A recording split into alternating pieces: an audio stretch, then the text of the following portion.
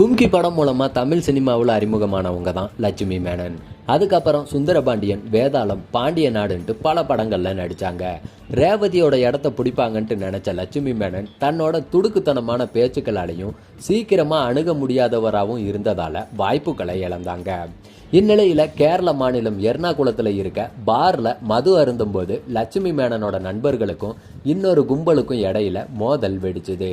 தப்பிச்சு போன அந்த கும்பலை லட்சுமி மேனனுடைய நண்பர்கள் விரட்டி போய் காரை வழிமறைச்சு அதுல இருந்த ஐடி ஊழியரை கடத்தி தாக்குனதா சொல்லப்பட்டுச்சு.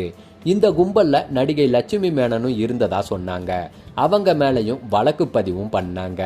இந்த வழக்குல உயர்நீதிமன்றம் லட்சுமி மேனனுக்கு முன்ஜாமீன் வழங்குச்சு. இந்நிலையில தன் மீதான ஆள்கடத்தல் வழக்கை ரத்து செய்ய கோரி லட்சுமி மேனன் மனு தாக்கல் செஞ்சிருக்காங்க. இந்த வழக்கு நவம்பர் 7ஆம் தேதி விசாரணைக்கு வர இருக்கு. மனுவை ஏத்துக்கிட்ட கோர்ட் வழக்கை ரத்து செய்யல அப்படின்னா லட்சுமி மேனனுக்கு சிறை தண்டனை உறுதின்னு சொல்லப்படுது.